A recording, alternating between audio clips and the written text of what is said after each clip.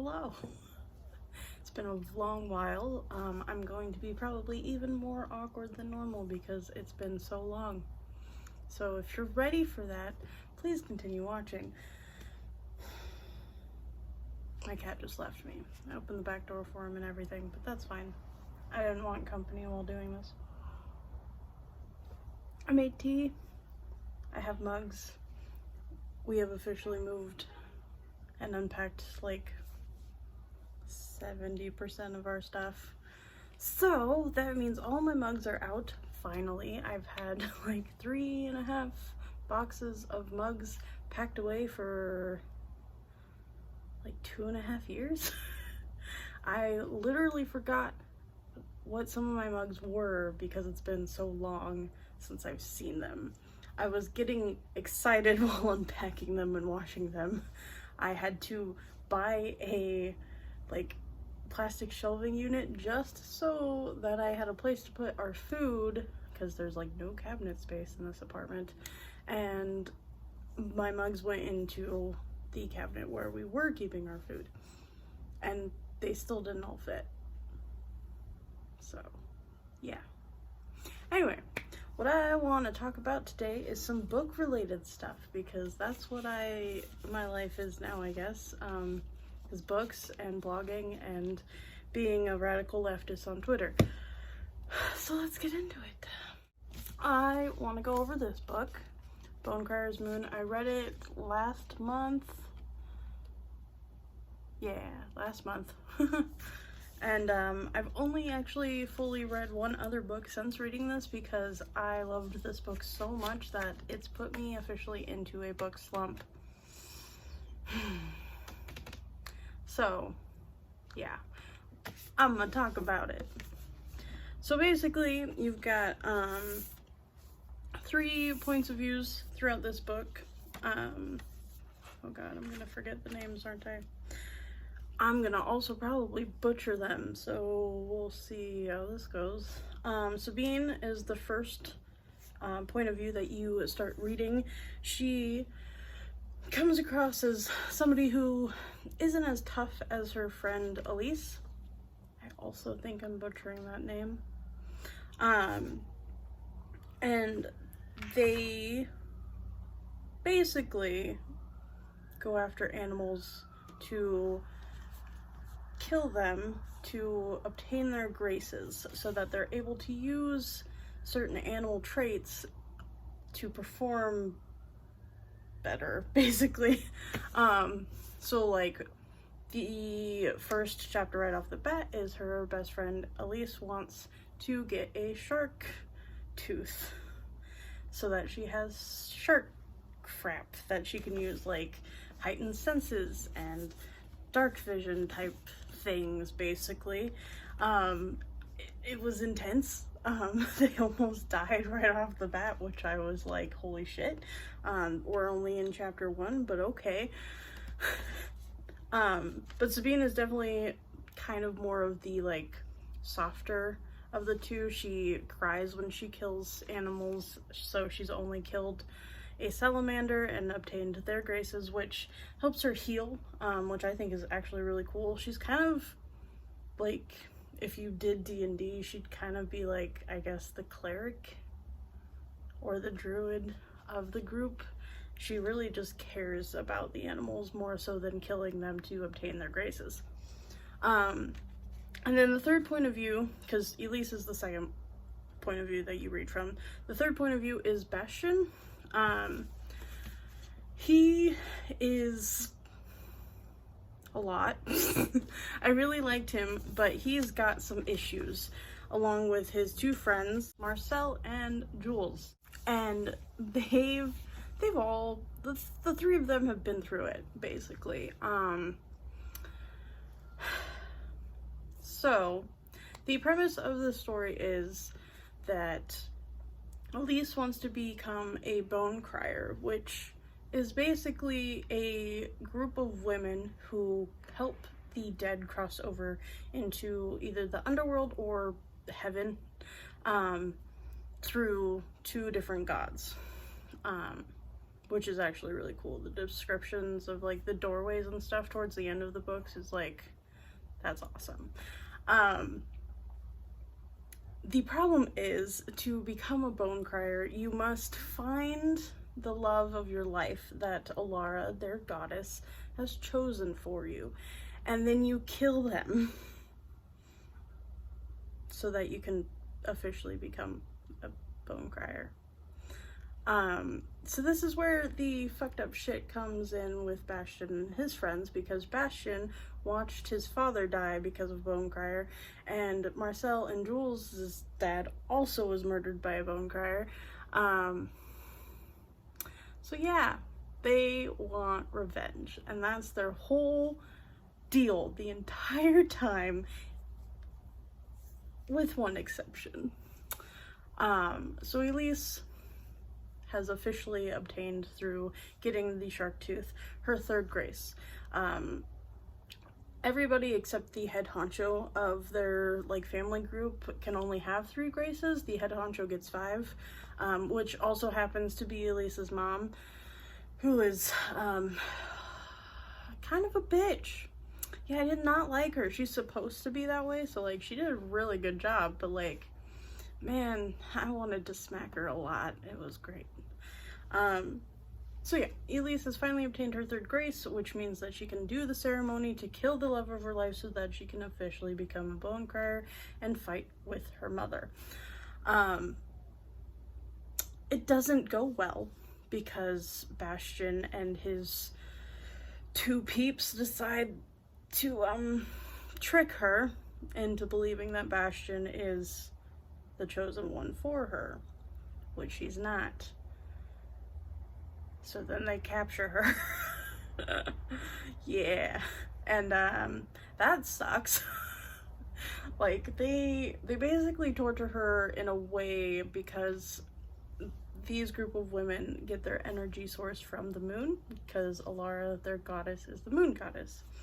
And so in order to torture her in a way, they take her to the catacombs underneath the city that they live in, which is called, oh, one of the things I really liked about this book also, there's a map.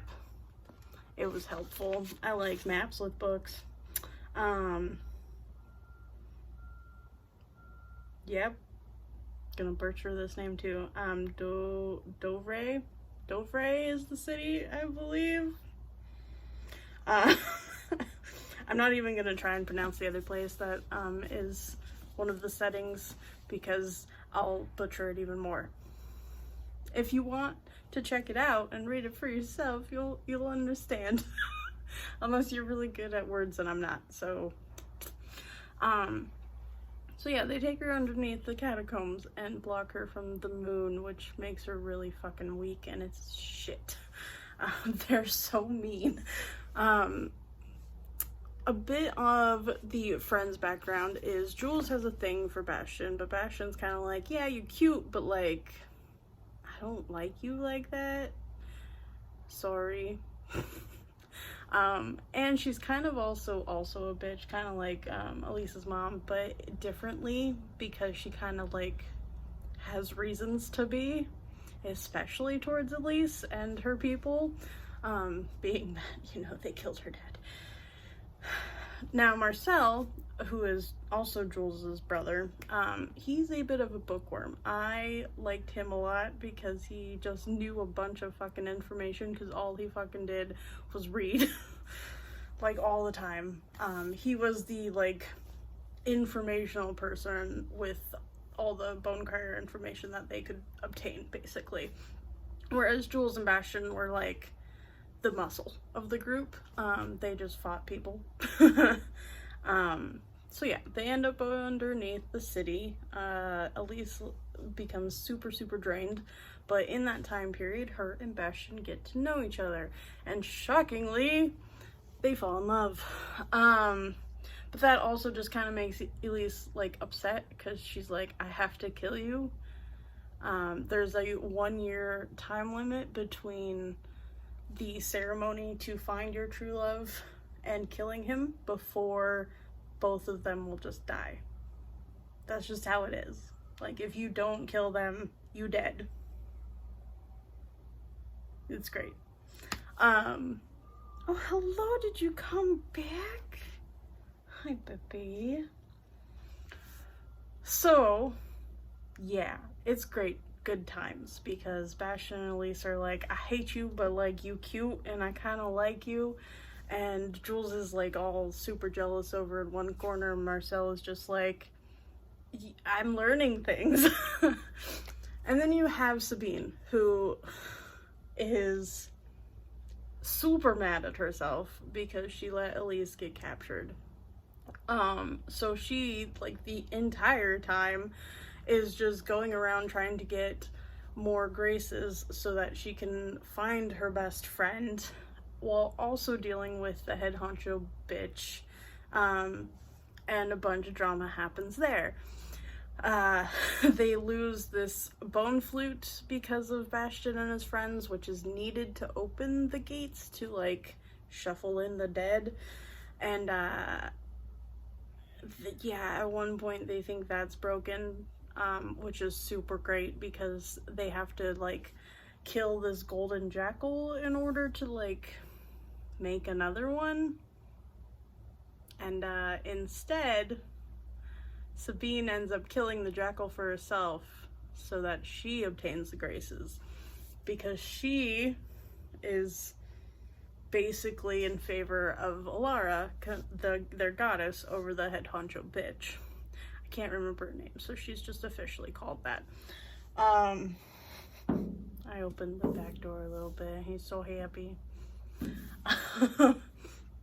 So yeah, there's a bunch of drama with that. And then on top of Sabine, like, toughening up, killing that jackal for herself to obtain that grace, she then also finds out that the head honcho bitch is actually her mother, who fell in love with another man after Elise's father.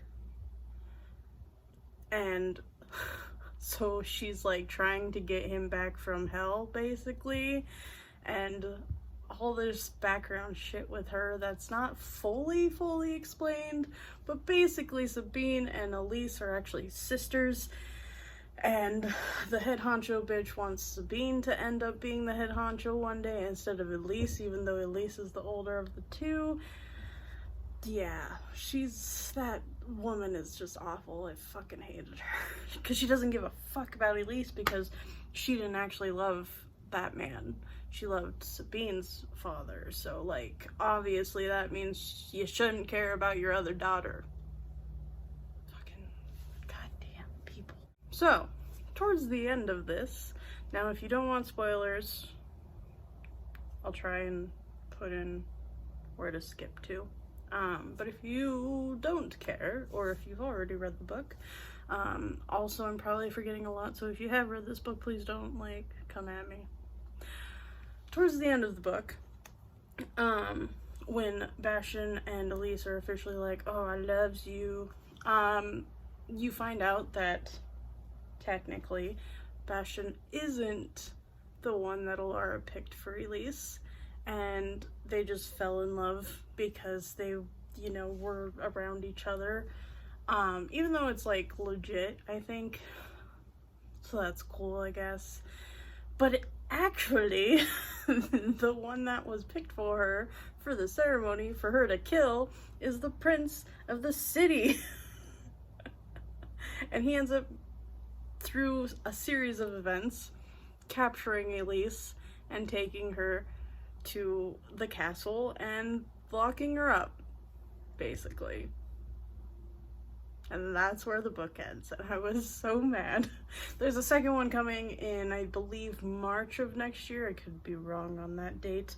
And I'm like, I'm gonna have to read this book at least 2 more times between that, because it was just so good. So yes, if you haven't read it, I highly recommend it. It's so good. It's definitely one of my favorites this year. I will try and, like, make a greatest to least greatest like thing towards the end of this year. I've only read one other book since this book, which was Midnight Sun, which if you want to know my opinions and thoughts on that, I didn't fully elaborate. I went into it a little bit. So if you'd like to know what my thoughts were, I have a blog now. So I'll post the link down below. It is not my newest blog post, but the second newest blog post I have up. I just did one about some like quotes that I really enjoy, and I kind of deep dive into like my thought process with how those quotes like affected me or how I viewed them with like the world, I guess, whatever. So if you want to check that out, I'll put it down below. Thank you. I also have a Patreon now. I only have one Patreon, who is somebody I really enjoy off of Twitter. She's one of my good friends now, Brianna Gary, and you should definitely check out her Patreon before mine, which is The Angry Noodle. She posts a lot of political stuff that is very leftist, very awesome things that she's doing over there. I enjoy it very much. So if you're into that type of thing, I would definitely go support her before supporting me, because I don't honestly do that much on Patreon.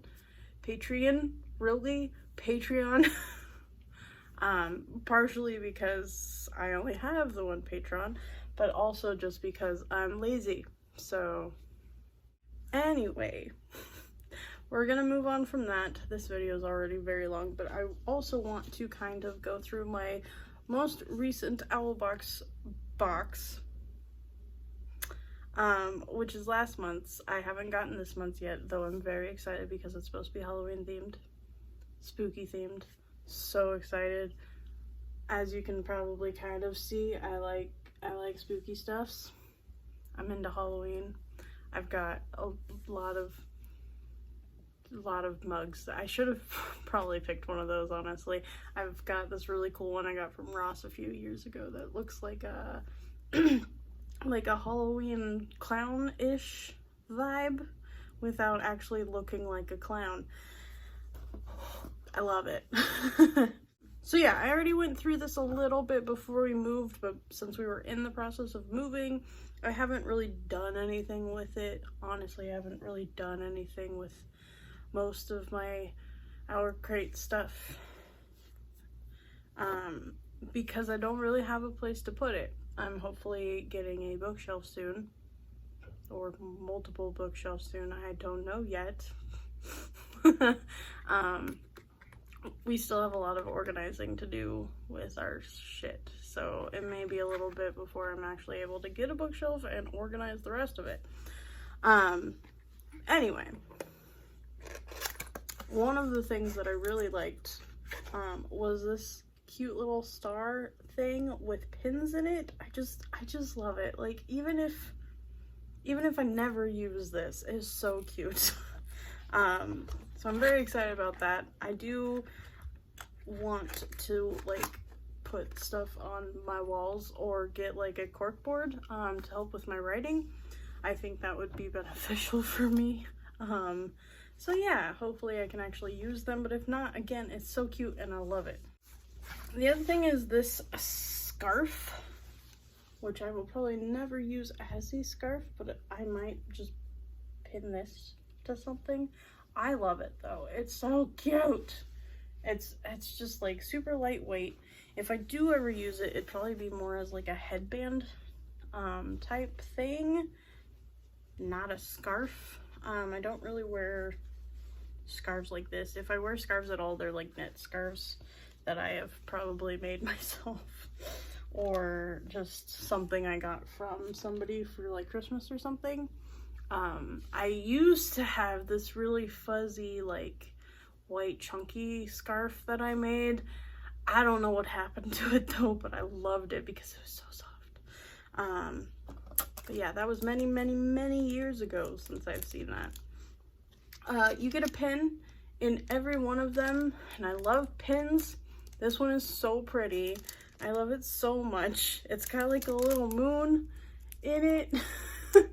And the colors, I love it. This is why I consistently get this subscription. Not only do you get awesome books, but you get awesome stuff, and I love it. I also got this little clipboard. Look at that.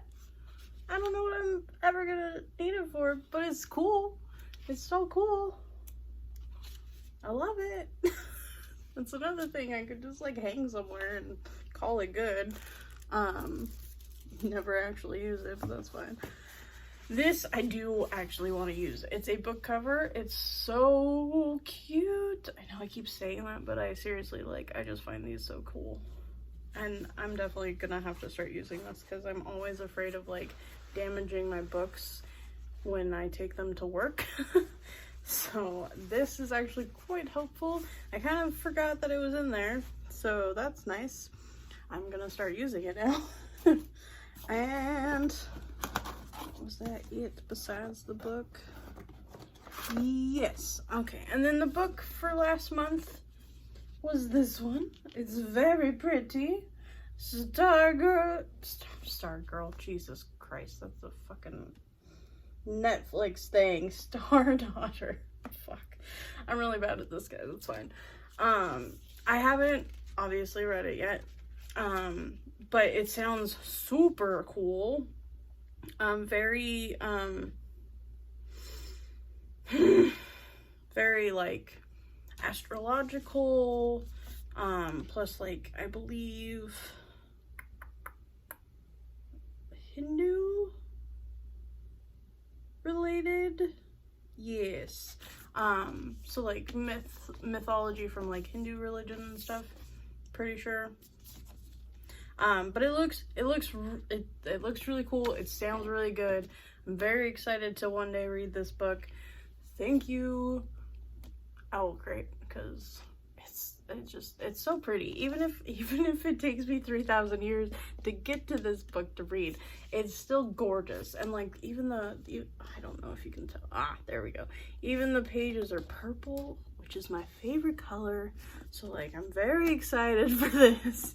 Another thing I really enjoy about Owlcrate though is you usually get like these little handwritten notes from the author themselves. I really like that. I think it's a really good touch because I just enjoy authors. Obviously I read,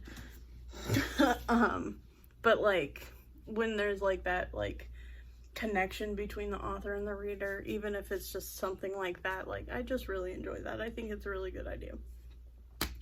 So there you have it.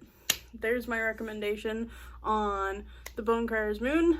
Please read it. Please let me know what you think about it. I want to know.